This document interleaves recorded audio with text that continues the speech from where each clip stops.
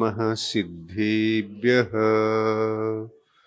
ॐ नमः सिद्धेभ्यः। ॐ नमः सिद्धेभ्यः। नमः श्री वीतरागाय सर्वज्ञाय नमोस्तुते। हितोपदेशिने तुभ्यं नमोस्तु परमात्मने। नमोस्तु परमात्मने। पंच परमेष्टि भगवान की, अहिंसा परमो धर्म की, संत शिरोमणि आचार्य गुरुवर श्री विद्यासागर जी महाराज की, आचार्य प्रवर श्री समय सागर जी महाराज की,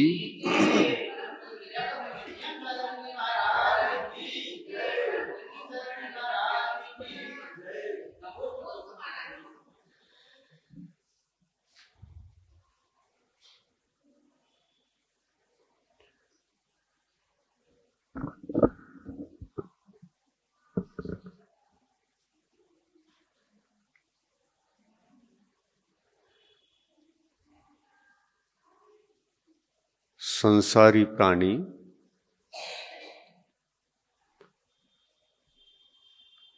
अपने आत्म कल्याण के लिए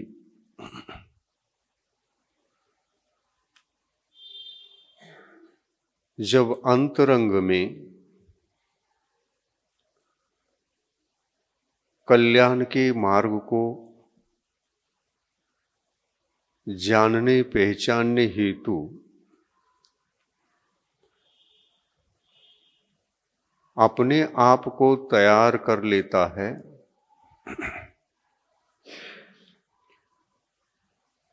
तो वह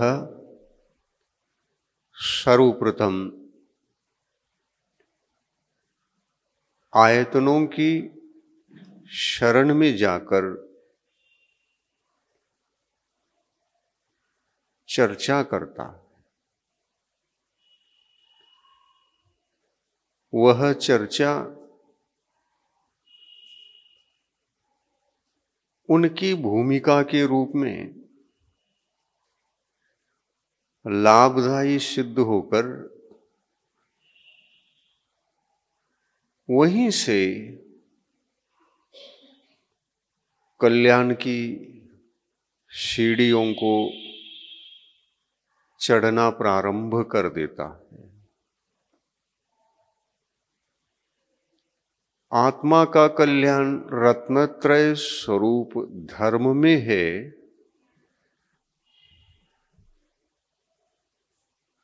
इससे विरुद्ध मिथ्या दर्शन, मिथ्या ज्ञान और मिथ्या चारित्र में नहीं है। कल्याण की बातें करना हो तो धर्म की ही बातें करनी पड़ती है।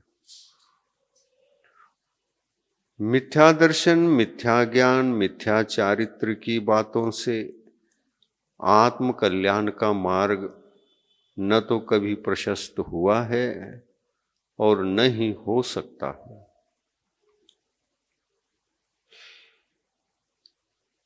जो जो बातें आत्म कल्याण से बाह्य होती हैं वो अधर्म की होती है। वो विषय कषायों की होती है। अधर्म की, विषय कषायों की, अधर्म की, विषय कषायों की जहां बातें होती हैं वहां पर कल्याण की कल्पना भी नहीं कर सकती।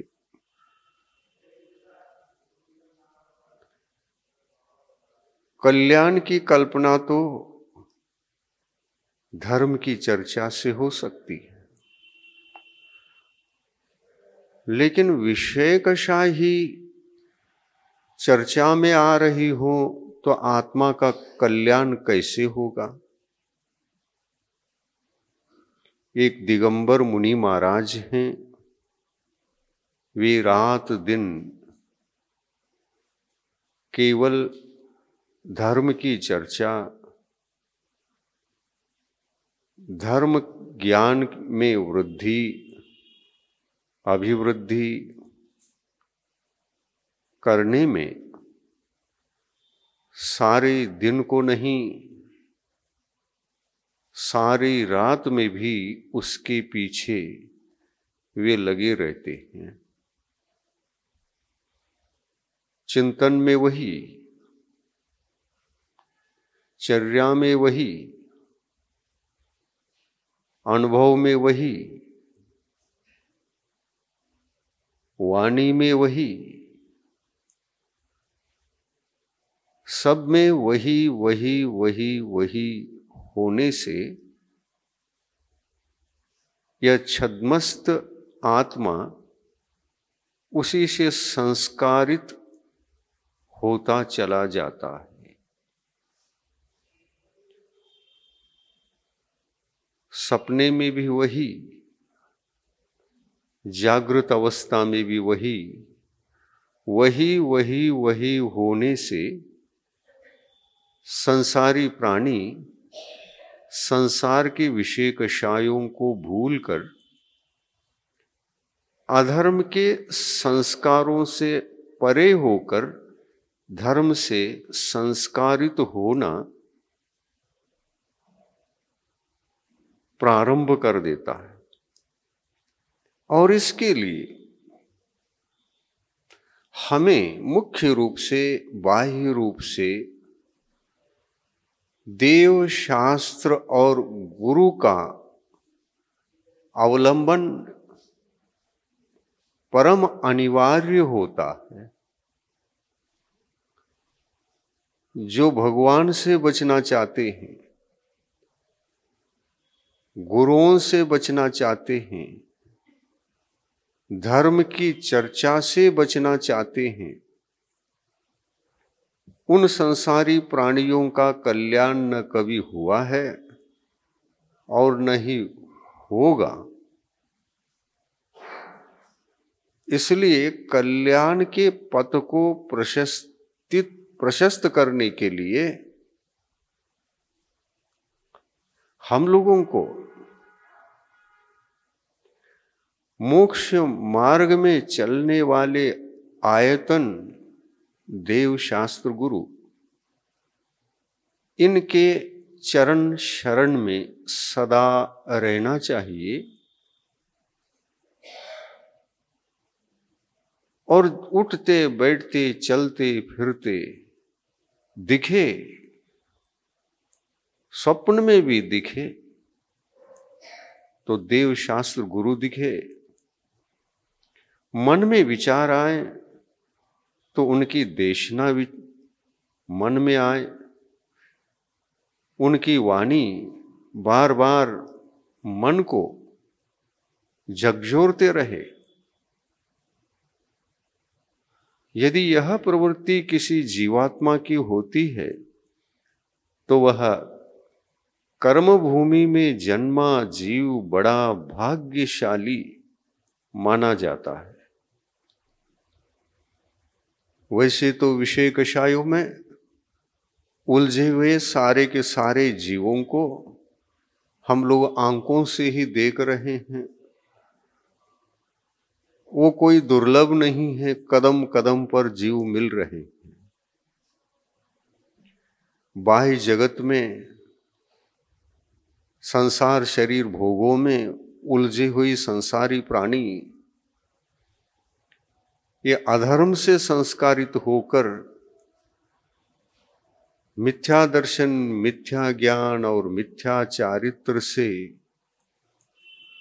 उस उन्मार्ग से सदा ही अकल्याण करते रहते हैं। मिथ्या दर्शन, मिथ्या ज्ञान, मिथ्या चारित्र, ये द्रव्य और भाव के भेद से दो प्रकार का है। द्रव्य मिथ्या तो है तो भाव मिथ्या तो भी है। और ये ध्यान रखें, द्रव्य कहने से बाहर का समझना है और भाव कहने से अंतरंग का समझना है। द्रव्य भाव दोनों तरह से विचार करना चाहिए। किसी भी विषय में उसके दो पहलू तो होते ही हैं।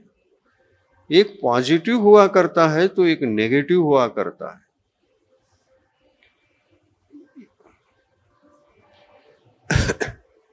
एक पॉजिटिव हुआ करता है तो एक नेगेटिव हुआ करता है। पॉजिटिव को पकड़ना है, नेगेटिव को उपेक्षित करके चलना है। हमारा कल्याण जो होगा पॉजिटिव विचारों से, पॉजिटिव आचारों से, पॉजिटिव यात्रा से हमारा आत्मा का कल्याण अच्छी तरह से होगा। तो जो सम्यक दर्शन, सम्यक ज्ञान और सम्यक चारित्र है, यह भी द्रव्य और भाव के भेद से दो प्रकार का होता ही है। और जो संसार का मार्ग, अधर्म का मार्ग, मिथ्या दर्शन, मिथ्या ज्ञान, मिथ्या चारित्र है, यह भी द्रव्य और भाव के भेद से दो प्रकार के तीनों हैं। मिथ्या तो भी दो प्रकार का, मिथ्या ज्ञान भी दो प्रकार का और मिथ्या चारित्र भी दो प्रकार का। जब हम द्रव्य के संबंध में विचार करेंगे तो अंतरंग का जो आत्मा के भाव कर्म को उत्पन्न करने वाले, अधर्म रूप भावों को उत्पन्न होने में निमित्त बनने वाले, वो कौन हैं? तो कहते हैं ज्ञानावरणादि जो 8 कर्म हैं, इन 8 कर्मों में संसारी प्राणी को, आत्म कल्याणार्थी उस जीव को यदि हानिकारक है तो वह द्रव्य नहीं, भाव सबसे ज्यादा हानिकारक है।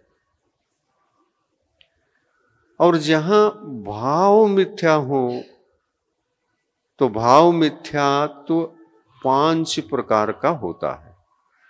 और 5 ही प्रकार के ये भाव मिथ्यात्व की कोटि में आकर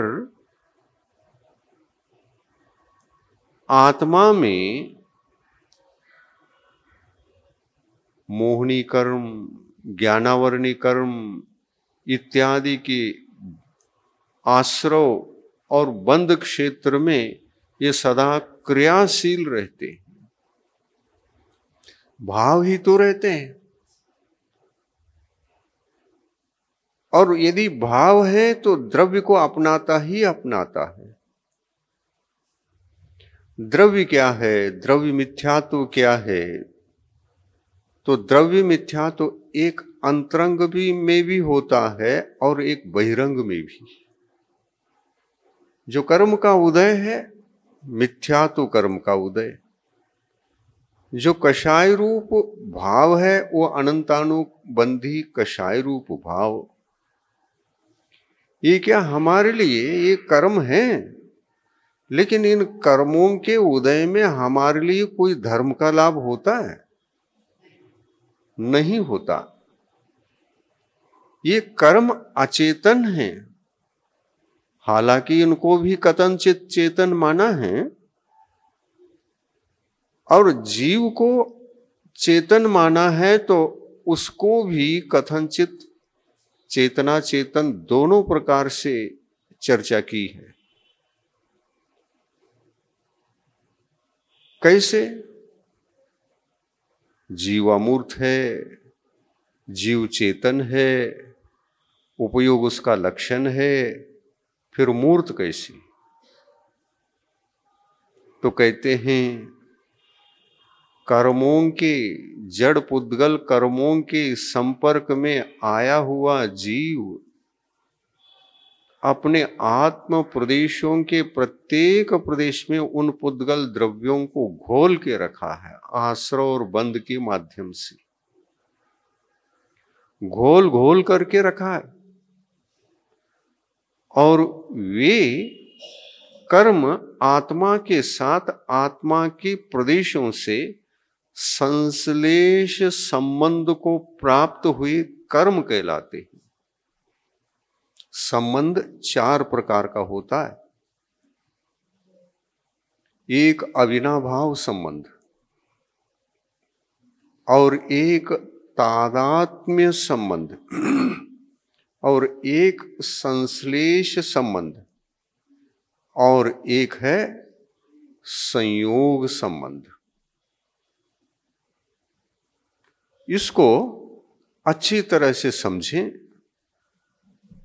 ताकि ये 4 बातें यदि समझ में आ जाए तो आत्मा के बारे में गहनतम विषयों को आप चिंतन कर सकते हैं। चिंतन में गहराई बढ़ती है। किस विषय का किसके साथ संबंध है, उन विषयों को अति स्पष्ट समझने के लिए ये 4 संबंध जानने योग्य हैं। उनका लक्षण हम आज समझा रहे हैं और इसी के माध्यम से हम बढ़ेंगे आयतन और अनायतन की ओर, क्योंकि ये भी उसमें निमित्त है। अविनाभाव संबंध क्या है?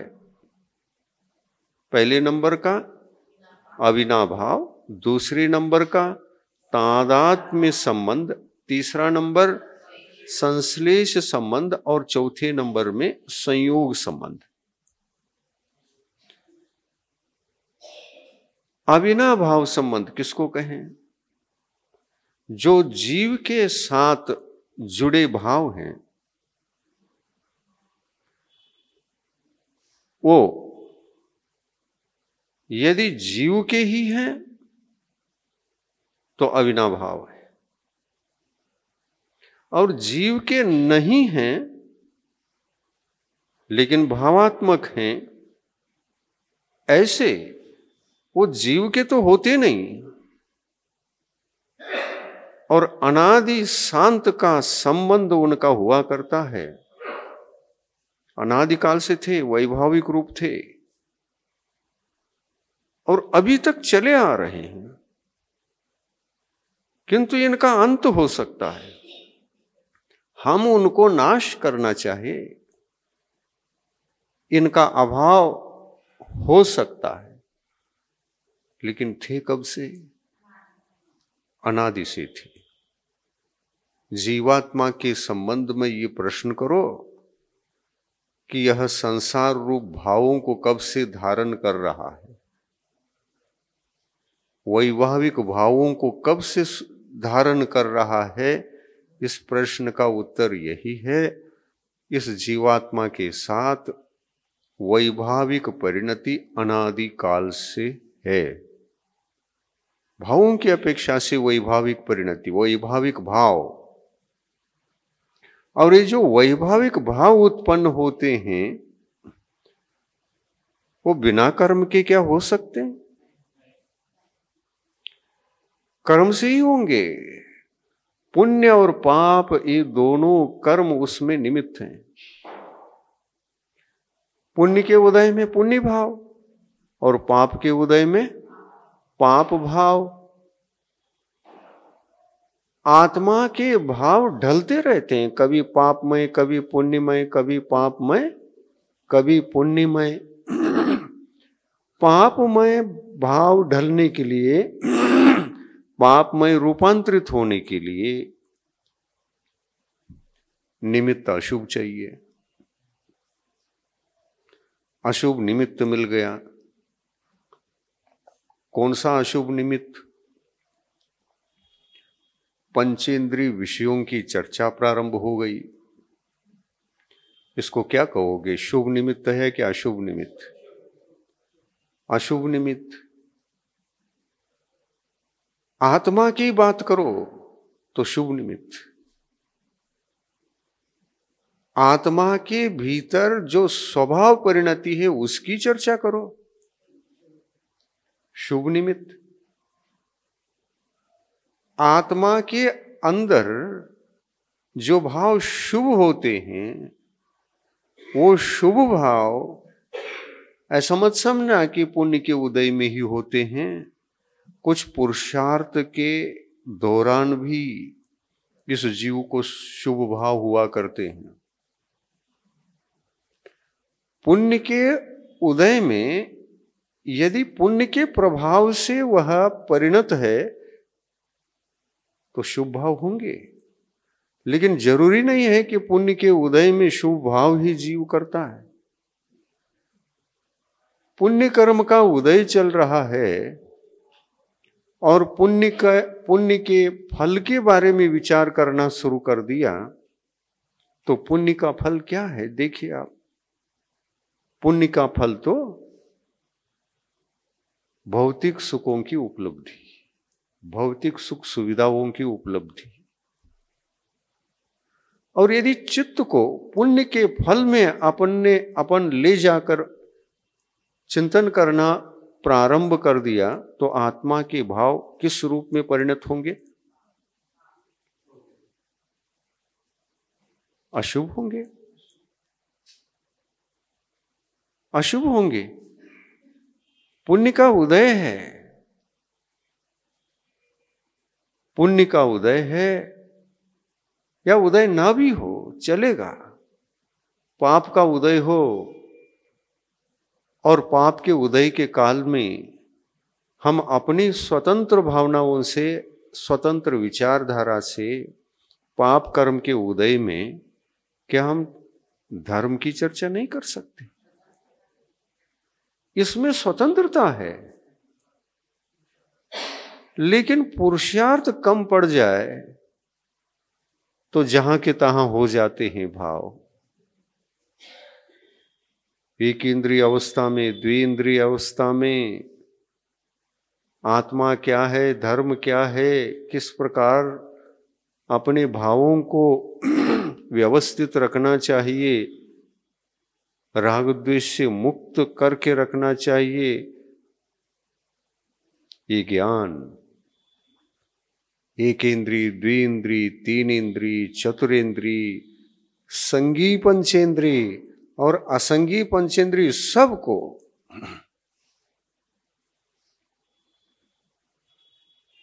ये ज्ञान नहीं हो पाता। और इसलिए भावों का शुद्धिकरण अज्ञान अवस्था में जीव को संभव नहीं। इसी कारण अज्ञान ऐसा अनायतन है जिसके वश में रहकर जीवात्मा कभी धर्म चिंतन कर ही नहीं सकता। ऐसे अज्ञान को अनायतन कहा है। और ऐसे अज्ञान के लिए थोड़ा सा धर्म का परिचय हो जाए, उस अज्ञान को, अज्ञान दशा में उस अज्ञान में आत्मा को धर्म का थोड़ा सा भी परिचय हो जाए, देवशास्त्र गुरु के निमित्त से थोड़ा भी आत्मा क्या है, धर्म क्या है, पता चल जाए तो फिर रास्ता खुल जाता है। जब पता चलता है तभी प्रशस्त होता है आत्म कल्याण का रास्ता। और इसलिए देव शास्त्र गुरु के बिना, कहते हैं ना आप लोग, गुरु बिना जीवन शुरू नहीं। तो गुरु बिना जीवन शुरू नहीं है, तो कौन सा जीवन शुरू नहीं? हम तो अनादिकाल से जी रहे हैं, जीवन ही तो जी रहे हैं, और जीवन अनादिकाल से शुरू है। अब कौन सा शुरू होना? धर्ममय। धर्ममय जो जीवन प्रारंभ होता है, शुरू होता है, तो विदाउट देव शास्त्र गुरु के निमित्त के बिना नहीं होता। और इसलिए शास्त्रों में इस बात की सर्वत्र चर्चा है कि देशना लब्धि के बिना कभी किसी को न सम्यक्त हुआ है, न धर्म का लाभ हुआ है, न हो सकता है। लब्धियां 5 प्रकार की बताई गई है। क्षौक्षम लब्धि, विशुद्धि लब्धि, देशना लब्धि, प्रायोग्य लब्धि और करण लब्धि। 5 प्रकार की लब्धियां हैं। लब्धि का मतलब क्या? प्राप्ति, उपलब्धि, प्राप्ति। किसकी प्राप्ति? जो हमारे आत्मा के लिए धर्म का लाभ हो, उस धर्म के लाभ के प्रति जो परिणामों की उपलब्धि है, उसका नाम लब्धि है। उन भावों का लाभ हो, ये भी दुर्लभ है। क्या एकेंद्रीय जीवों में इसको देखा जा सकता है? क्या वो किसी देशना लब्धि को सुन सकता है? एकेंद्रीय से असंगी पंचेंद्रीय तक के जीवों को तो तिर्यंच गति में रहने वाले ये जीव कभी इन 5 लब्धियों में से किसी भी लब्धि को प्राप्त नहीं कर सकते। वे जन्म से ही इन लब्धियों से वंचित थे, वंचित हैं, और पूरा जीवन वंचित रह कर के निकलेगा। अब बचा संगी पंचेंद्रीय जीव। संगी पंचेंद्रीय तिर्यंच को ये संभावना बनती है कि उसको 5 लब्धि प्राप्त हो जाए, परंतु देव शास्त्र गुरु के बिना कैसे? देव शास्त्र गुरु बिना जीवन शुरू नहीं है। तो कितना महत्वपूर्ण है ये 5 लब्धियां। और देव शास्त्र गुरु मिलने पर भी यदि ना हो, तो ऐसी घटना तो भव्य जीवों के जीवन में भी घटती है। और अभव्य जीव के संबंध में विचार करो। देशना लब्धि मिली, गुरु मिले, सत्संग मिला, धर्म मिला, कर्म भूमि मिली, आर्यखंड में जन्म मिला, उच्च कुल में भी जन्म मिला। अभव जीव को ये सब उपलब्ध हो सकता है, लेकिन भावों की उपलब्धि नहीं हो सकती। उसके लिए तो वह एक नैसर्गिक नियम है। उस नैसर्गिक नियम को तोड़ना और भव्य बनना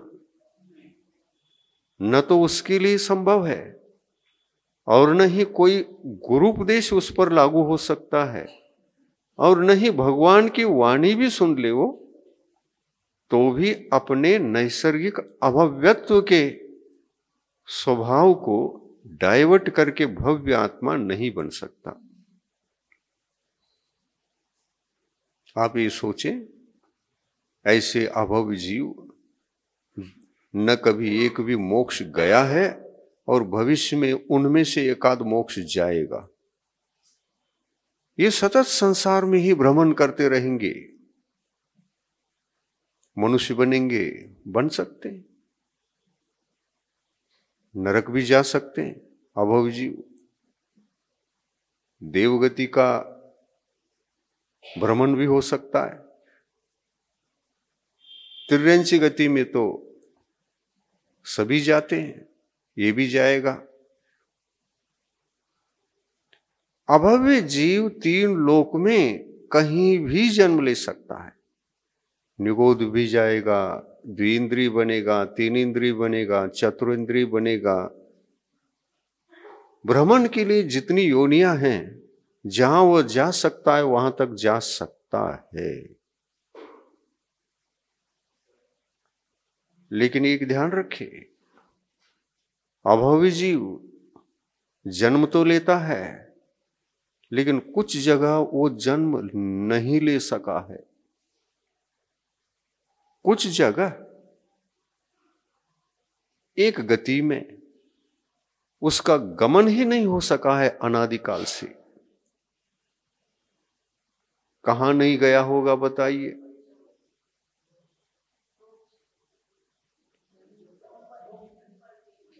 मोक्ष तो जाएगा ही नहीं। चतुर्गति की अपेक्षा से किस गति में, कहां, किस क्षेत्र में वो जा नहीं पाया?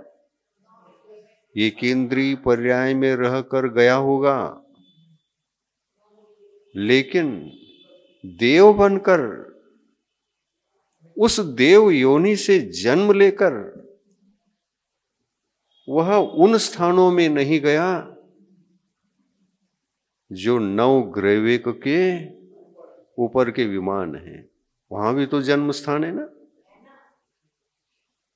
वहां केवल भव्य जीव ही जन्म लिया करते हैं, और भव्य भी जिनके पास धर्म नहीं, सम्यक तो धर्म वो नहीं है, वहां जाकर जन्म लेने वाला जीव नियम से सम्यक दृष्टि ही होता है।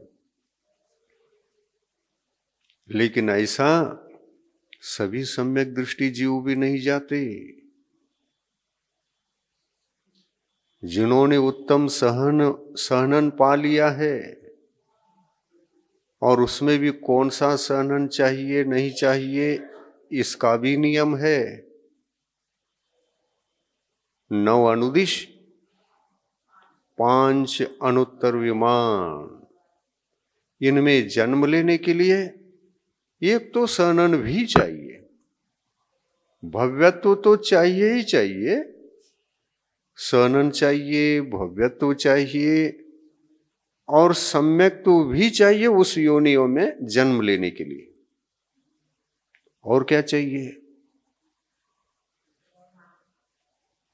वहां जाने से पहले यहां कहां से जाता है? उन विमानों में कर्म भूमि से, मनुष्य गति से। त्रियंच गति से तो जाएगा नहीं। त्रियंच गति में भी सम्यक दर्शन है, सम्यक ज्ञान है, देश चारित्र भी है। ऐसा जीव त्रियंच गति वाला तो अधिक से अधिकतम 16वें स्वर्ग तक जाता है, इसके ऊपर के स्वर्गों में नहीं जाता। भव्य है, एक देश संयमी है, सम्यक ज्ञान भी है, सम्यक दर्शन भी है, लेकिन जन्म कहां तक? 16वें स्वर्ग तक। 9 ग्रह नहीं जाएगा, चाहे वह सहनन से उत्तम सहनन वाला तिर्यंच भी क्यों न हो। तिर्यंच पर्याय से 16वें स्वर्ग से ऊपर गमन ही नहीं है, और गमन है तो केवल मनुष्य के लिए है। ये समझ लेना, 16वें स्वर्ग से ऊपर अनादिकाल से यदि किसी गति से जीव जाते हैं तो अनंत काल के इतिहास में केवल एक ही गति से गए हैं। किस गति से? कर्म भूमि के और मनुष्य पर्याय के मनुष्य गति के जीव ही 16वें स्वर्ग के ऊपर जा सकते हैं। और कहां तक जा सकते हैं? सर्वार्थ सिद्धि तक जा सकते हैं। अंतिम विमान है वो। और कहां जा सकते हैं? मोक्ष भी जा सकते हैं। एक प्रश्न है आप लोगों के सामने, मोक्ष जाया जाता है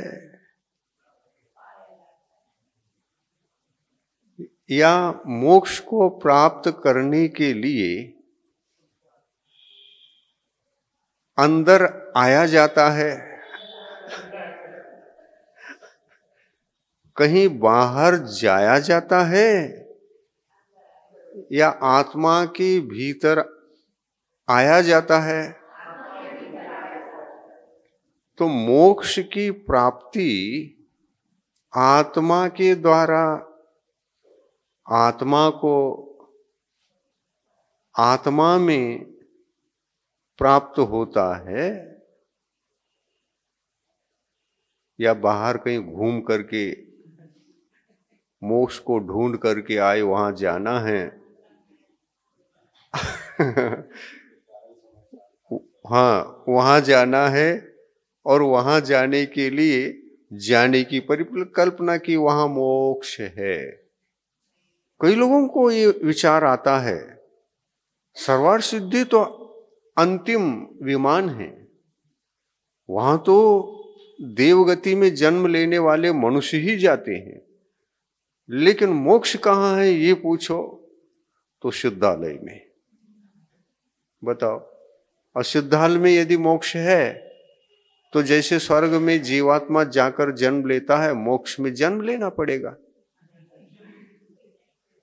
और इसलिए कहते हैं इसी बुद्धि से मोक्ष चले गए। मतलब चले गए का मतलब वो सर्वार्थ सिद्धि के ऊपर सिद्ध शिला है, सिद्ध शिला के ऊपर सिद्ध परमेष्ठी रहते हैं, वहां मोक्ष है और वो चले जाते हैं।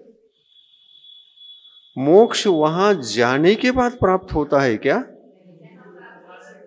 हाँ, मोक्ष की उपलब्धि जहां त्याग तपस्या करके आठों कर्मों को जीवात्मा नष्ट करता है, मोक्ष तो यहीं प्राप्त होता है, सिद्ध अवस्था तो यहीं प्राप्त होती है।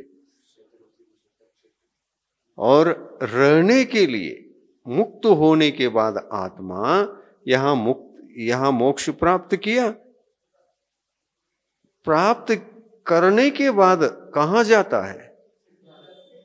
सिद्धालय में, सिद्धों का आलय निवास स्थान, सिद्धालय में जाकर सिद्धों के बीच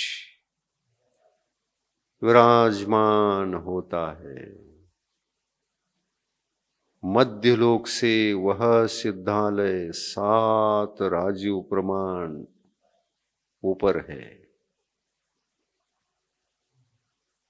एक देव विमान 1 सेकंड में लाखों किलोमीटर की रफ्तार से जा सकता है।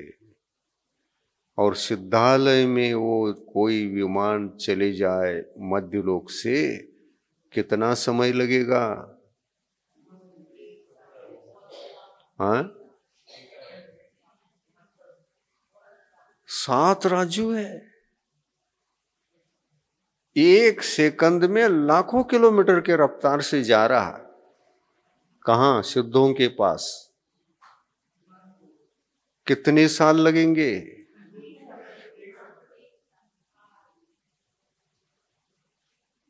कितने साल लगेंगे? परिकल्पना करो। 1 सेकंड में लाखों किलोमीटर की रफ्तार से, एक समय में नहीं। समय बहुत छोटा होता है। समय से बड़ा आंवली हुआ करता है, आंवली से बड़ा सेकंद, सेकंद से बड़ा मिनट, मिनट से बड़ा घड़ी घंटा इत्यादि। बहुत सारे व्यवहार काल के भेद हैं, एक दूसरे से बड़े बड़े बड़े बड़े बड़े बड़े होते चले जाते हैं। हाँ? हाँ बिल्कुल, 6 महीने तक एक देव विमान प्रति सेकंड लाखों किलोमीटर की रफ्तार से चले जाए, 6 महीने में वह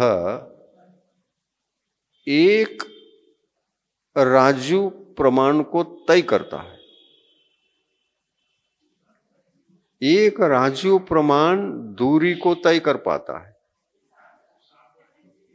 तो 7 राजू हैं, तो 6 महीने 6 महीने 6 महीने कितनी बार? 7 बार, 7 बार। 6 महीने में एक राजू तय कर पाता है वह विमान, एक राजू। तो कितने महीने चाहिए?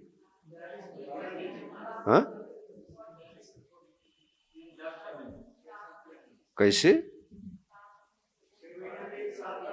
सालों में ढालो ना। 1 महीना, 2 महीना, 3 महीना, 1 महीना, 1 राजू, 2 महीना, 2 राजू तय करेगा,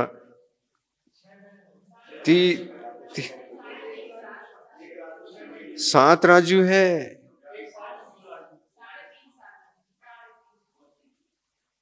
हाँ बराबर है। 1 महीना 1 राजू, तो 7 महीने में 7 महीने में 7 राजू। हाँ 6 महीने में 1 राजू, तो 3.5 साल लगते हैं एक देव विमान को। देखिए आप, 3.5 साल। और यहां पर जहां पर एक दिगंबर मुनि महाराज इस धरती पर कहीं भी बैठ जाएं, शिखर जी के शिखर पर बैठे या विदिशा में बैठे, उदयगिरी में कहीं भी बैठे, सब जगह से मोक्ष के निवास स्थान शुद्धालय सब जगह है। और वो सिद्ध परमेष्टि वहां रहते हैं, तो कितने क्षेत्रफल को लेकर उनका आवास रहता है ये सोचोगे तो 45 लाख योजन प्रमाण वो सिद्धालय है, गोलाकार से। उतने यानी जितना ये 2.5 द्वीप है ना, उतना ही ऊपर सिद्धालय। और मनुष्यों का जो अस्तित्व है वो मानुष्योत्तर पर्वत से बाहर नहीं है। मनुष्यों का अस्तित्व 2.5 द्वीप के भीतर ही है। और इस 2.5 द्वीप के भीतर म्लेच्छ खंड भी हैं, जहां एक भी जीव मोक्ष नहीं जाता। 2.5 द्वीप में आर्यखंड कर्म भूमि भी है, यहां से जीव मोक्ष जाते हैं। समुद्र भी हैं, समुद्रों से भी मोक्ष जाते हैं। कैसे? समुद्र के प्रत्येक प्रदेश से मोक्ष हुआ है। अनादिकाल के इतिहास को यदि देखेंगे कि समुद्र में भी ऐसा कोई प्रदेश नहीं रहा है जहां से मनुष्य को निर्वाण की प्राप्ति नहीं हुई हो। इसलिए समुद्र भी कर्म भूमि, समुद्र भी कर्म। जन्म तो यहां होता है जीव का, लेकिन उपसर्ग आदि के काल में कर्म भूमि के जीव को उस जलमय प्रदेश से भी मोक्ष की प्राप्ति संभव है। उपसर्ग आदि के काल के मतलब मुनि महाराज को उठा दिया। कोई देव हमने अपने विमान में बिठाया और पूर्व शत्रुता के कारण से उस महाराज को समुद्र में पटकाने के भाव आ गए, और इस द्वेष भाव से मुनि महाराज को उठाया, अपने विमान में रखा और समुद्र में जाकर इनको गिराने के दृष्टिकोण से ले गया। और जैसे ही गिराया उनको केवल ज्ञान हो गया, और उसी अंतर्मुहूर्त काल में जहां से गिराया वहां से समुद्र के तलभाग पानी के प्रदेश तक आने तक उससे पहले ही महाराज को निर्वाण की प्राप्ति हो गई। अब उनके सिद्ध क्षेत्र को कहां ढूंढोगे? वो तो मोक्ष चले गए। लेकिन ध्यान रखना, तीर्थंकर भगवान तो एक भी नहीं गए समुद्र प्रदेश से। सामान्य मुनि गए होंगे, लेकिन तीर्थंकर भगवान एक भी नहीं गए। क्या कारण है?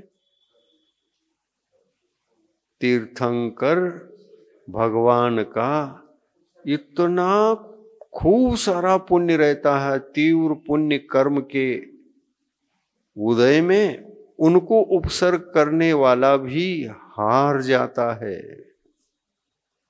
कमठ पार्श्वनाथ भगवान को उठा करके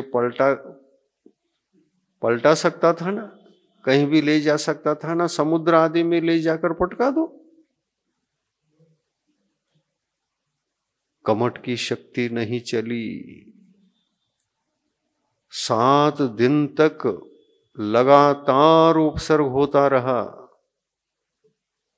लेकिन भगवान के ऊपर कुछ भी असर नहीं हुआ। 7 दिन तक भगवान बैठे रहे, मुनि अवस्था में थे। केवल ज्ञान की अवस्था में तो उपसर्ग होता ही नहीं, मुनि अवस्था में उपसर्ग हुआ। पार्श्वनाथ का और कमठ का कितने भवों का संबंध था? 10 भव। आप सबको पता है 10 भव का संबंध था। और हमारे साथ कितने भवों का संबंध है? जीव इतने झगड़ते हैं, उस झगड़े में धर्म को निमित्त बना करके झगड़ते। एक धर्मवादी होता है और एक पंथवादी होता है, झगड़े ही झगड़े।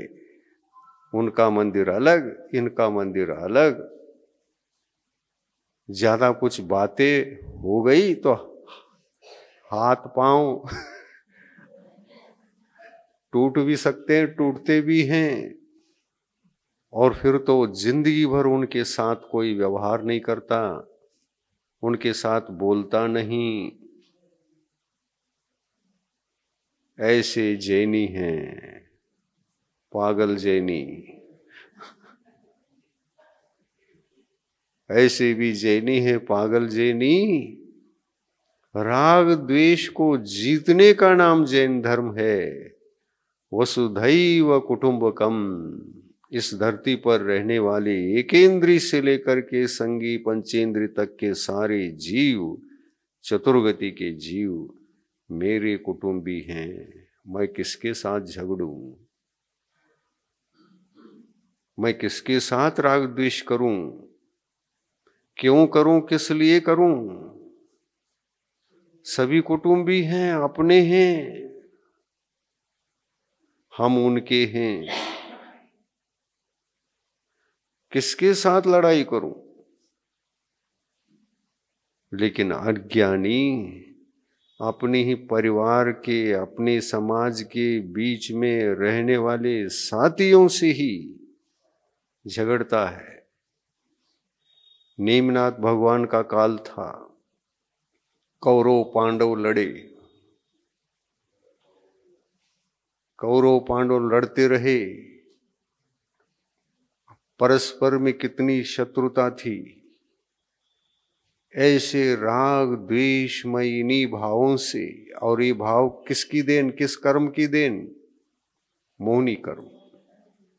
राग द्वेष झगड़े झंझट जो भी होते हैं, 8 कर्मों में से कौन सा कर्म कारण है? विचार करिए। मोहनी कर्म कारण है। और ये जो धर्म है, धर्म का मार्ग है, मार्ग रूप जो धर्म है, सन्मार्ग है, इसको रत्नत्रय स्वरूप धर्म कहा है।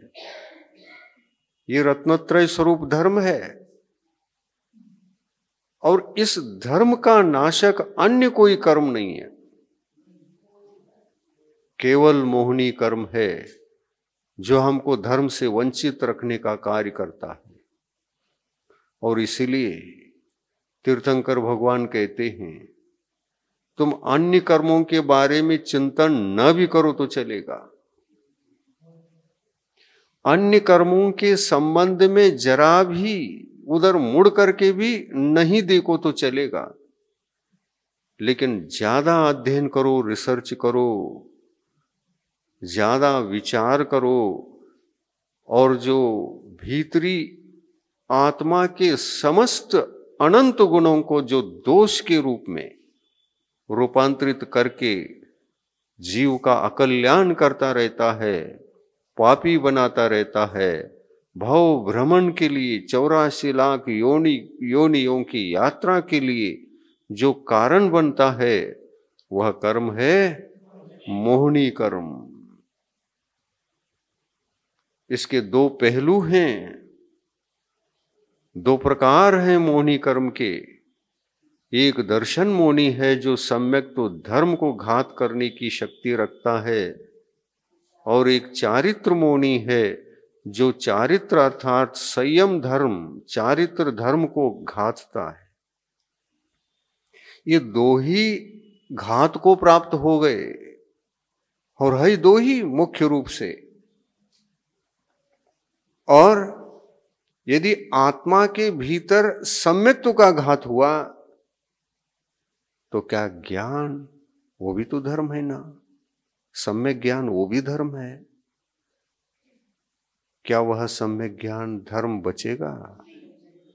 नहीं, सम्यक ज्ञान स्वरूपी धर्म को भी नाश करने में मिथ्या तो ही कारण है, उसमें दर्शन मोहनी ही कारण है, चारित्र मोहनी नहीं। नहीं, हां, चारित्र मोहनी यदि है तो केवल एक है, अनंतानुबंधी कषाय। ये अनंतानुबंधी कषाय अनायतन की कोटि में आती है। अनंतानुबंधी कषाय अनायतन की कोटि में है, और मिथ्यातु कर्म भी, सम्यक मिथ्यातु कर्म, सम्यक प्रकृति कर्म, मिथ्यातु कर्म, कर्म 3 है ना दर्शन मोहनी के। ये तीनों अनायतन है, या इसमें से कोई आयतन भी है?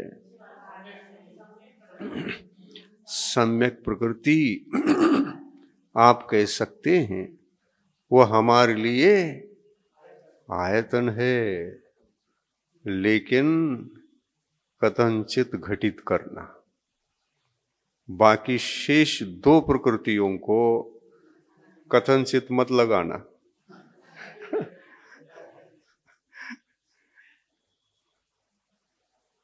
चित्त कहीं भी रहे, लेकिन कथन चित्त मत लगाना। दर्शन मोहनी कर्म सम्यक्त्व का संपूर्ण घात करके रखने वाले 2 ही दर्शन मोहनी कर्म हैं, जिनको सर्वघाती नाम से भगवान ने नामकरण किया है। ये सर्वघाती हैं, और ये कर्म दिखते किसे? केवल ज्ञानी भगवान को। इन कर्मों को ज्ञान चक्षुओं से ही देखा जा सकता है, हम बाहरी इन चर्म चक्षुओं से देख नहीं सकते। कर्म हमें फल दे रहे हैं, अनुभव में भी आ रहा है। यदि आप दुखी हैं, संकट में हैं, या शरीर के लिए कोई संकट आया हुआ है और वेदना है, तो उसमें पाप कर्म कारण है। कौन सा पाप कर्म इस समय कार्य कर रहा है, चर्म चक्षु से देख सकते? ये पुद्गल परमाणु कैसे हैं? असाता वेदनी कर्म के उदय से शरीर में जब वेदना होती है तो उसका संवेदन भी आत्मा को होता है। जब कष्ट रहता है, शरीर के किसी प्रदेश में दर्द रहता है, तो दर्द किस कर्म के उदय से? असाता के उदय से। और दर्द न हो, साता। हमको दर्द नहीं हो रहा है, कहीं किसी भी प्रदेश में दर्द नहीं है, बिल्कुल शांत स्वस्थ है शरीर, कहीं भी रंच मात्र से भी न पेट में गैस है, न पित्त है, न कोई वेदना है, न कोई कफ है। उस समय देखो शरीर कैसा रहता है। स्वस्थ शरीर रहने के लिए साता वेदनी कारण है, और अस्वस्थ होने के लिए असाता वेदनी कारण है। हम शरीरगत इस वेदना को और वेदना रहित तो स्वस्थ दशा को अनुभव करते हैं, तो साता और असाता ये दो ही कर्म हैं। पर असाता का बंध कैसे होता है, साता का बंध कैसे होता है? इन दोनों का बंध करने के लिए भी कौन सा इसमें प्रधान रूप कर्म है? तो नाम तो उसी का आता है।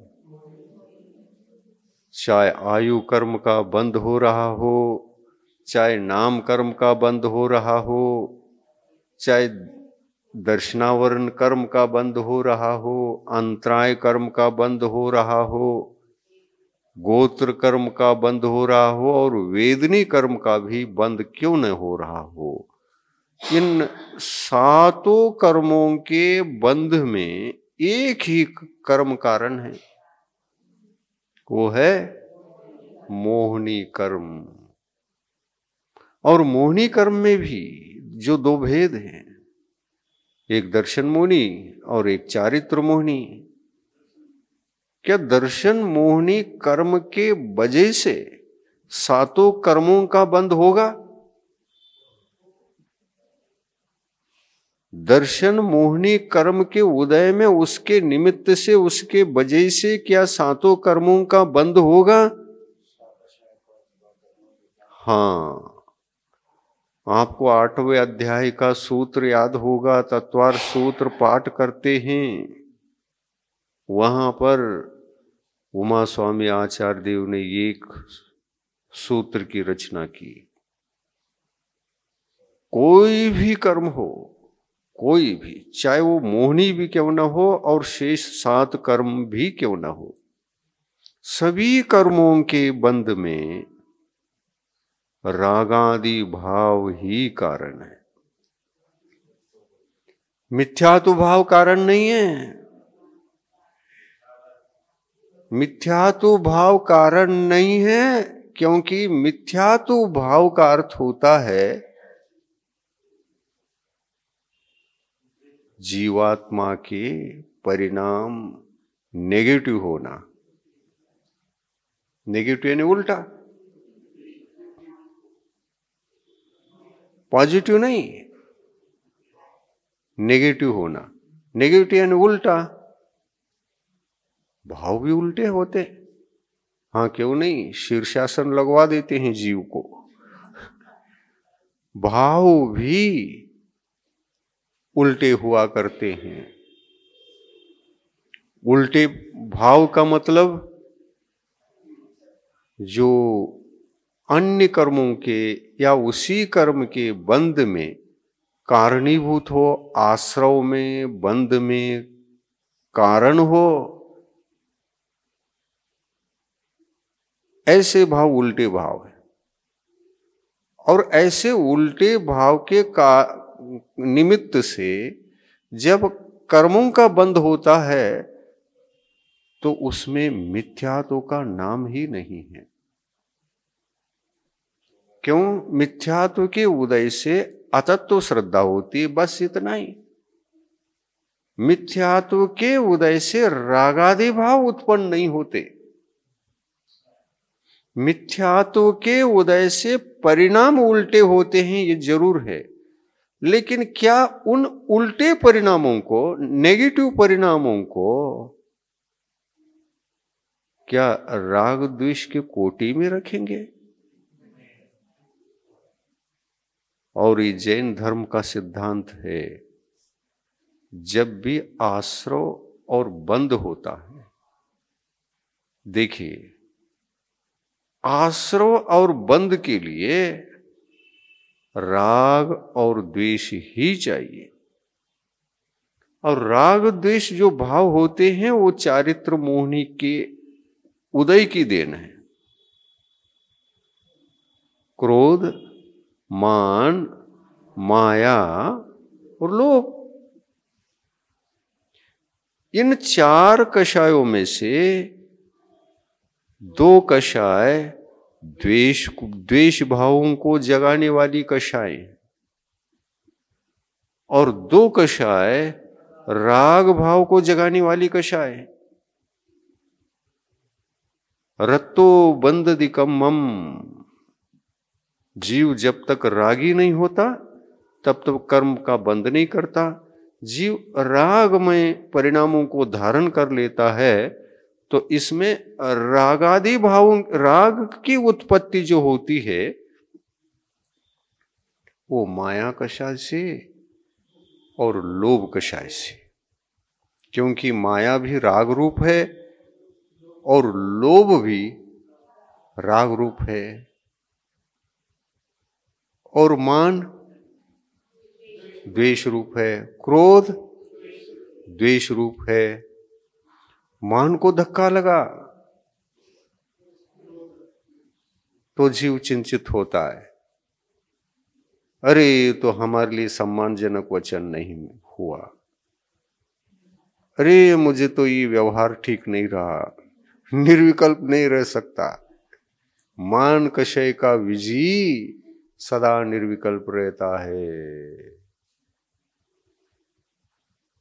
मान कषाय को धक्का लगने पर द्वेष होता है। द्वेष हमारे लिए शांति को भंग करके, नाराज, कहीं मन ही नहीं लग रहा है नाराज होकर के बैठ जाता है। अज्ञान है। और इस अज्ञान दशा से जो बाहर सदा रहते हैं, ज्ञानी रहते हैं, उनको न द्वेष होता है और न राग होता है।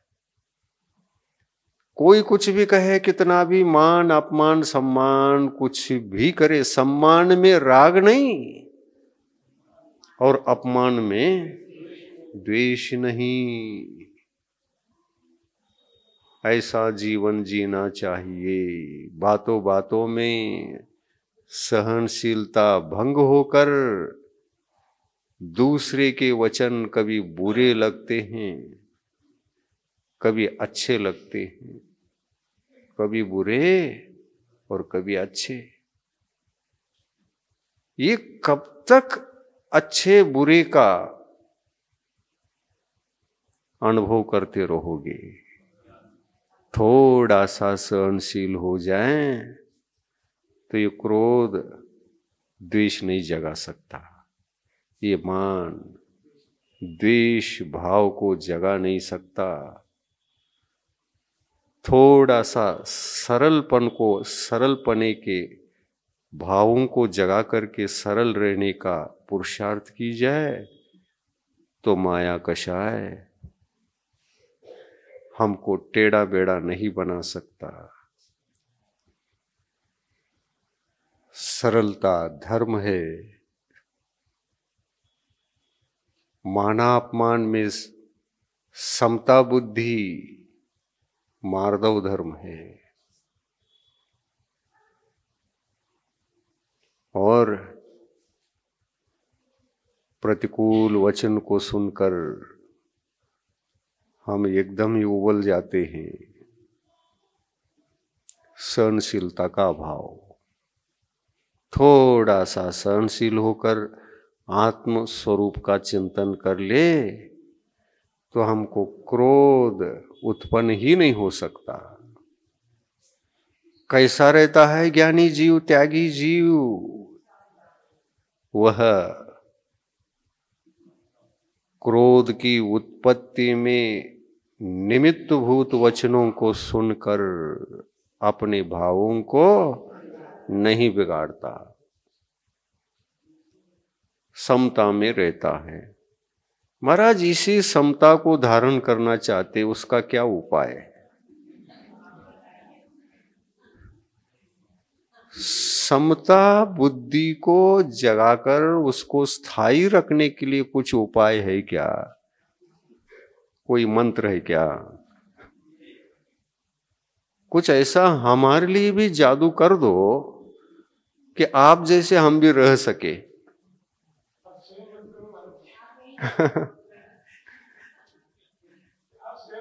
तो इसमें मंत्र काम नहीं करेगा, नहीं गुरु काम कर सकते हैं, किंतु ये काम अपना ही है। क्या? एक ही बात है इसमें, मेरे मन में द्वेष को, क्रोध को या अपमानजनक भावों को जगाने में जो निमित्त दूसरा है, चेतन अचेतन द्रव्य, उन द्रव्यों से कह दो मेरा तुम कुछ भी बिगाड़ नहीं सकते। उन द्रव्यों से कह दो मेरा तुम कुछ भी बिगाड़ नहीं सकते, मैं अपने आत्मा के क्षमा भाव को छोड़कर बाहर नहीं आ सकता।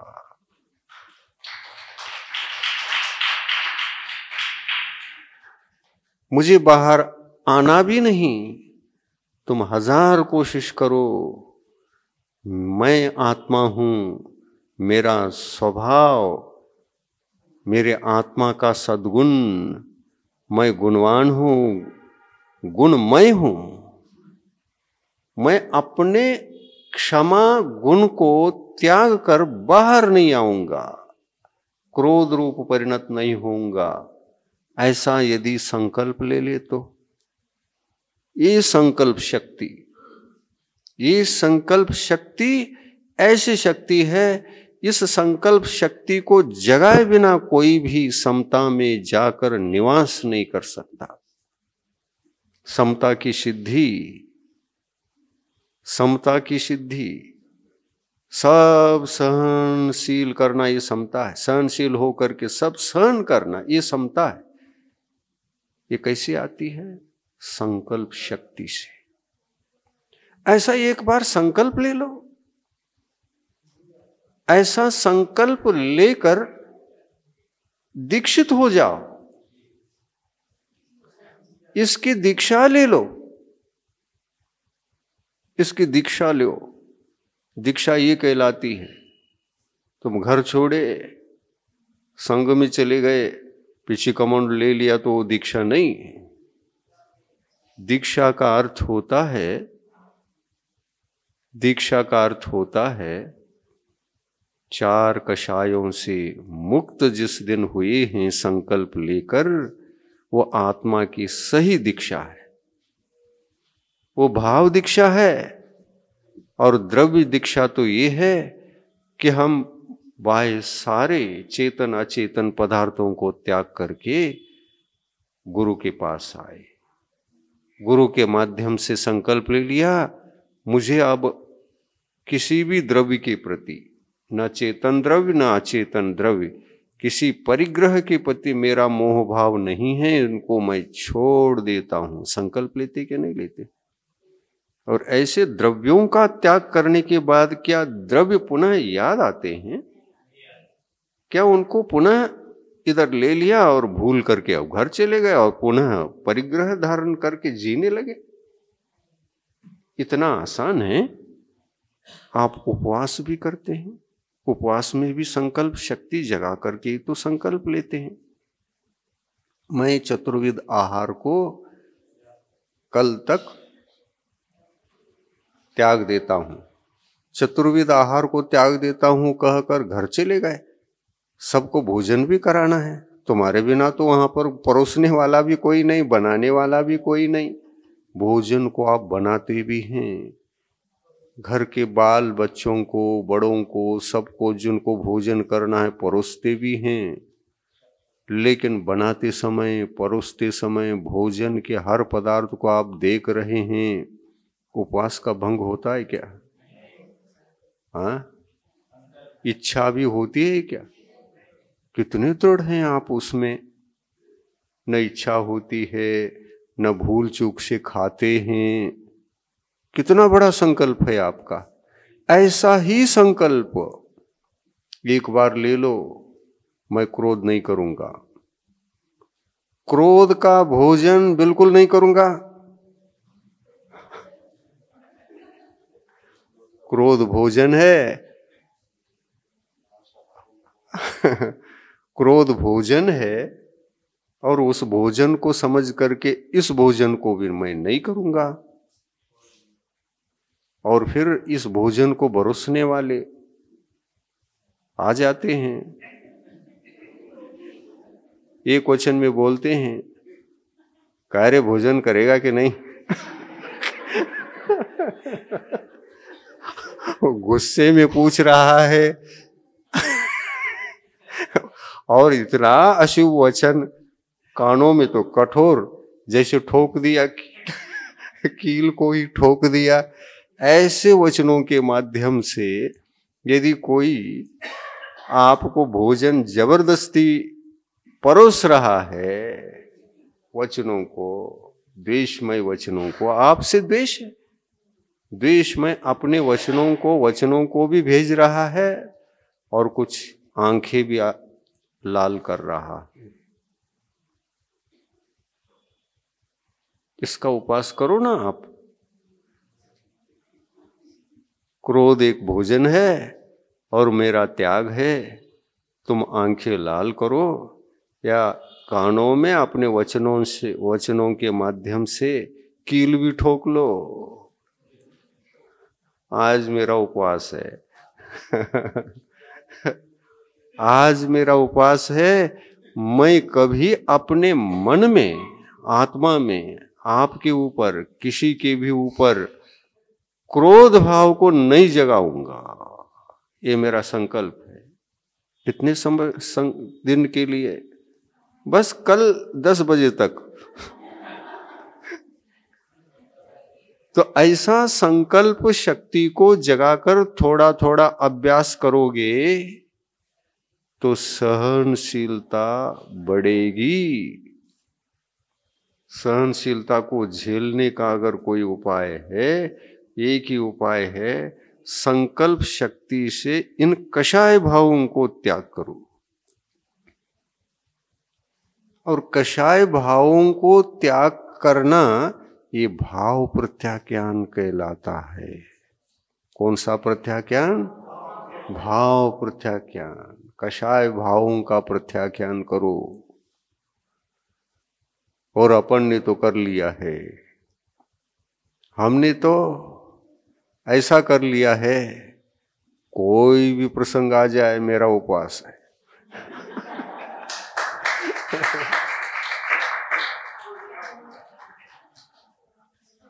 कोई कितने भी लोग आ करके अपने थाली में अपने क्रोध के भोजन को परोस दे, मैं उसका ज्ञाता दृष्टा रहता हूं। परोस रहा है, परोसने दो, मेरा तो उपवास है, खाऊंगा तो है ही नहीं। परोस रहा है, परोसने दो, मैं तो खाने वाला नहीं हूं, कब तक नहीं कहोगे? अरे मेरा उपवास तो आजीवन है।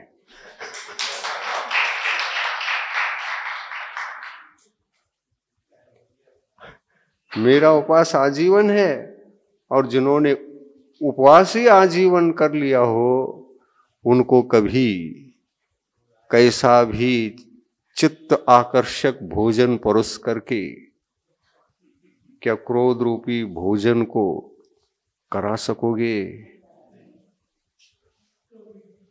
अपमान रूपी भोजन को करा सकोगे?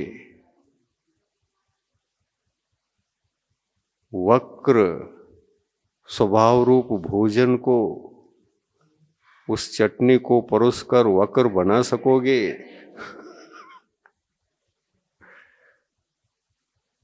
कभी भी लोभ के गुलाब जामुन को परोसकर चित्त को आकर्षित कर सकोगे?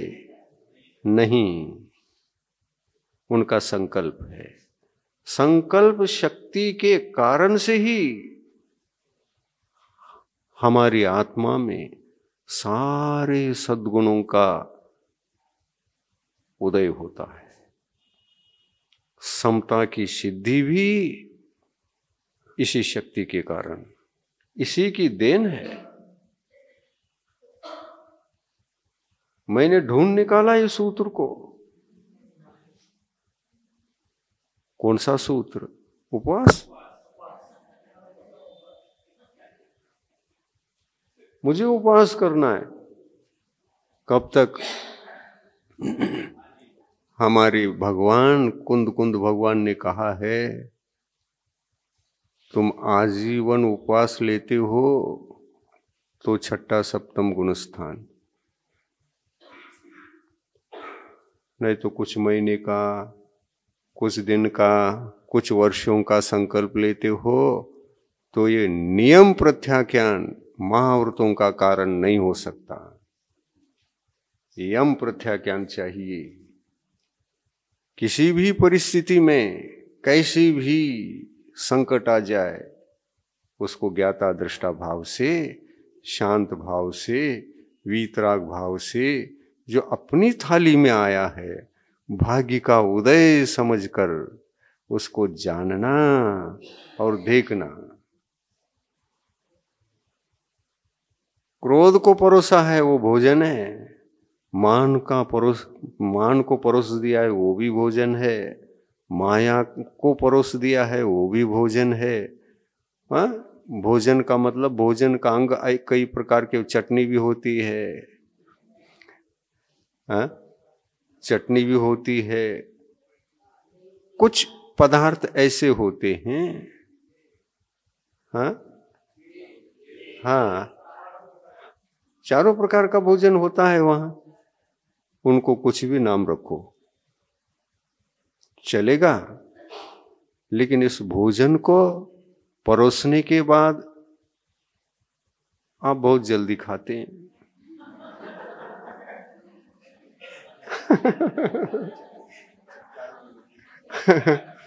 बहुत जल्दी खा लेते, पेट ही भर जाता है बस। और पेट भरने के बाद विकल्प विकल्प विकल्प, अब भोजन गया है ना पेट में, वो विकल्प ही पैदा करेगा। पेट ठीक नहीं रहेगा, पित्त होगा, गैस बढ़ेगी, कफ बनेगा, इम्बैलेंस तीनों। धर्म करना आसान भी है, अज्ञान हो तो बहुत कठिन है। ना समझ लोगों को धर्म बहुत कठिन है, लेकिन समझदार लोगों को धर्म बहुत ही सरल है। और असली धर्म कोई है तो इस भोजन को नहीं करने का नाम ही सच्चा धर्म है। और इस धर्म के अंदर जो जी रहा है सम्यक चारित्र सदा निवास करता है। कैसा सम्यक चारित्र? उत्तम क्षमा, उत्तम मार्दव, उत्तम आर्जव और उत्तम शौच।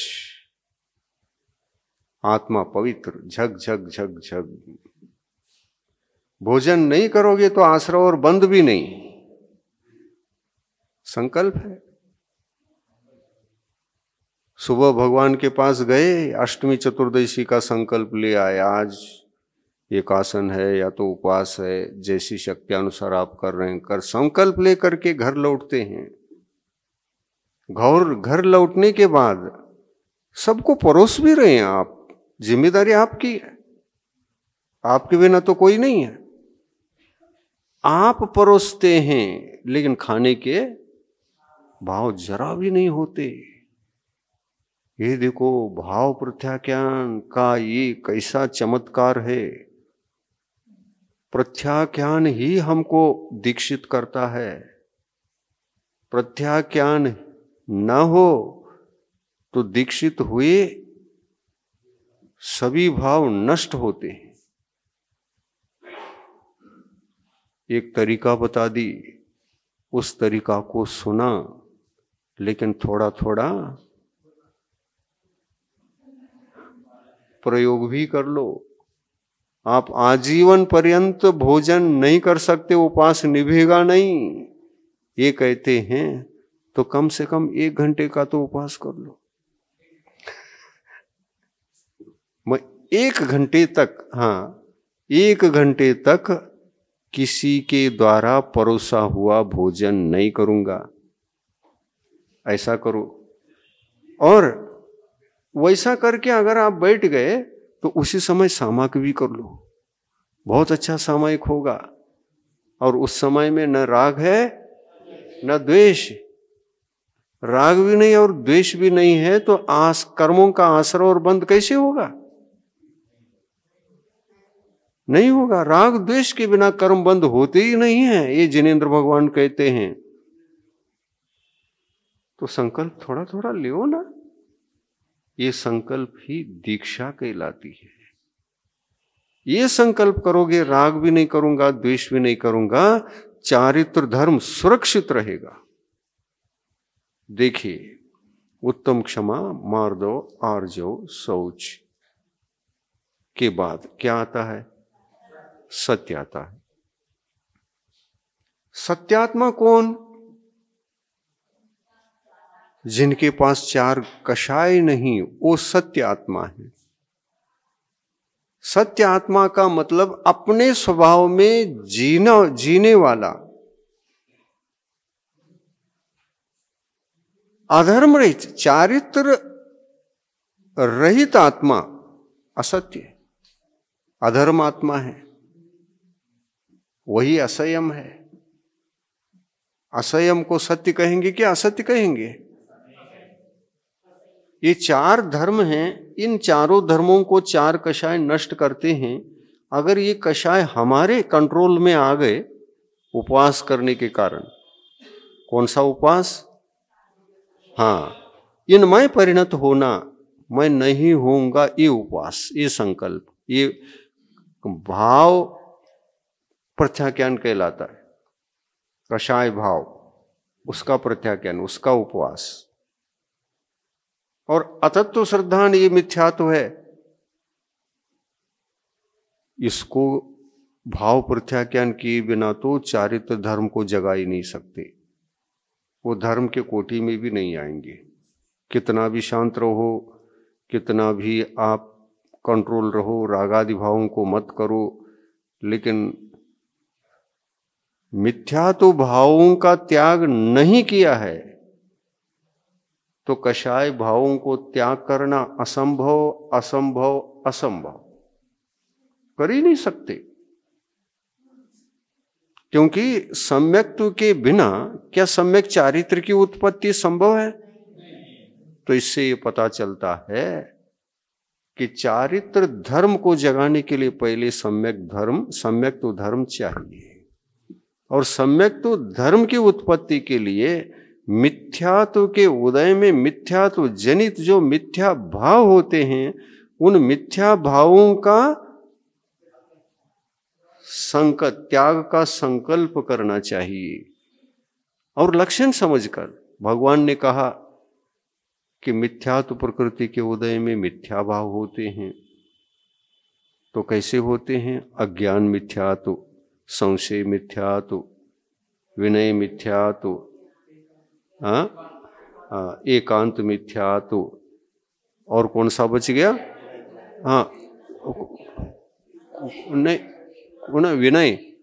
विनय मिथ्यात्व। ये कुनय है ना, कुनय के विषय हैं वो। इनके नाम तो 5 हैं: अज्ञान मिथ्यात्व, एकांत मिथ्यात्व, विपरीत मिथ्यात्व, विनय मिथ्यात्व और संशय मिथ्यात्व। ये मिथ्यात्व भाव कुनय के विषय हैं। जब आत्मा अपनी श्रुत ज्ञान के द्वारा अतत्व श्रद्धान करता है, अपने विचार के उस धारा को कुनय कहा। नई का मतलब श्रुत ज्ञान प्रति समय जो विचार करता है, इस विचार के काल में वह यदि अतत्व श्रद्धा रूप विचारधारा चल रही है तो वो विचारधारा कुनय है, और यदि तत्वधारा चल रही है तो वो सुनय है। तो सुनय ये श्रुत ज्ञान के ही प्रति समय किए जाने वाले प्रति समय के भाव हैं, परिणाम हैं। ये सम्यक्त्व के साथ सुनय कहलाते हैं और मिथ्यात्व दशा में कुनय तो ये 5 भाव कुनय की कोटि में आ गए। और वही किसी छेड़ाला में कहा है क्या, आलोचना पाठ उसमें आता है। ये कुनय के विषय है। मिथ्या भाव कुनय के विषय, सम्यक्त्व भाव सुनय के विषय। तो इस तरह से मैंने क्या कहा,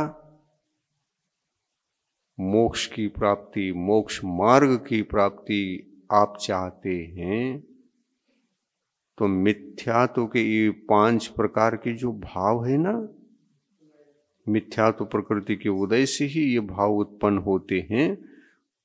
और इन भावों की उत्पत्ति मिथ्यात्व प्रकृति से ही है। यदि ये समझ में आता है तो मिथ्यात्व प्रकृति का उपशमन आप कैसे करेंगे?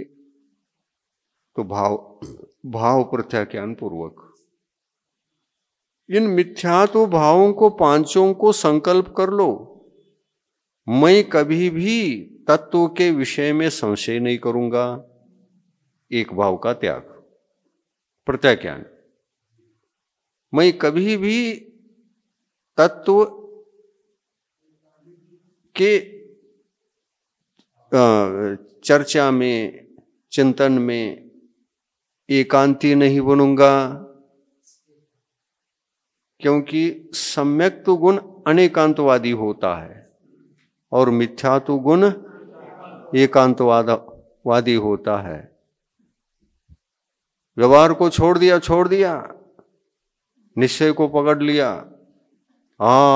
शुद्धात्मानुभूति, वाह शुद्धात्मानुभूति, निश्चय, हा। एकांतवादी हो गए। जिनेंद्र भगवान ने भी ऐसा नहीं किया। जिनेंद्र भगवान ने भी निश्चय की उपासना की, व्यवहार की भी उपासना की। जब उन्होंने 5 पापों को त्यागा, शुभोपयोग में आ गए, व्यवहार रत्नत्रय धर्म में आ गए। जब वो आहार ले रहे थे, व्यवहार धर्म था। विहार कर रहे थे, व्यवहार धर्म था। व्यवहार रत्नत्रय धर्म। प्रवृत्ति के काल में शुभोपयोग जनित जितने भी क्रियाएं होती हैं, वो सारी क्रियाएं व्यवहार मोक्ष मार्ग कहलाती हैं। व्यवहार मोक्ष मार्ग में व्यवहार नहीं लागू होता है, और निश्चय मोक्ष मार्ग में निश्चय लागू होता है। क्योंकि जहां व्यवहार नहीं वो निश्चय है, और जहां निश्चय नहीं वहां व्यवहार है। तो व्यवहार को प्रवृत्ति कहा, निश्चय को निवृत्ति कहा। तो इस तरह से उपसंहार ये है कि एकांत से हम अपनी बुद्धि को, अपने जीवन को बिगाड़ न रखें। ये मिथ्यात्व प्रकृति के उदय के कारण से ही हम एक से चिपक जाते हैं। नहीं, हम लड्डू ही खाएंगे, रोटी में क्या रखा है। अरे फिर रोटी तो व्यवहार है, लाडू तो लाडू है, मीठा रहता अमृत समतुल्य भले ही लगता हो, उसी उसी को खाओगे तो भी बीमार पड़ना ही है। एकांत से लड्डू से चिपक गए नहीं, निश्चय लाडू के समान है, लेकिन व्यवहार रोटी, सब्जी, चटनी सब प्रकार का रहेगा ना उसमें, क्योंकि उसको भेद रत्नत्रय कहा है। भेद का मतलब अनेक प्रकार का विकल्प रहेंगे, उसमें चटनी भी रहेगी, रोटी भी रहेगी, और उसमें पानी भी आ गया और सब कुछ आ गया। व्यवहार का मतलब सब कुछ, और ये सब कुछ खाए बिना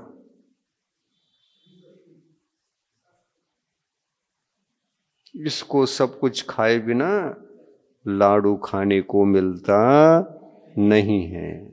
ये सब कुछ खा करके लाडू थोड़ा खाओगे तो स्वस्थ रहोगे, नहीं तो लाडू के लालच में ये कुछ भी नहीं, चटनी नहीं चाहिए, रोटी नहीं चाहिए, पानी नहीं चाहिए, लाडू ही लाडू खाया तो एकांतवादी बन गए।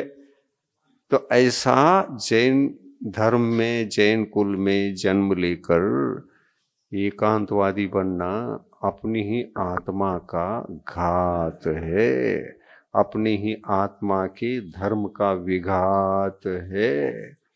चेतो, सब छोड़ छाकर सरल बनो, राग द्वेष मत करो। जिनेंद्र भगवान ने जैसे अपनी चर्या से दिखाया था, व्यवहार भी उपादेय है और निश्चय भी उपादेय है। ऐसा समझकर चलोगे तो जैन धर्म में, जैन कुल में जन्म लेने का, और इसमें रहकर राग द्वेष आदि को जीतकर, मोहनी कर्म को जीतकर, जो अपने ही आत्म धर्म के, अपने ही सुखों के घातक है, उसको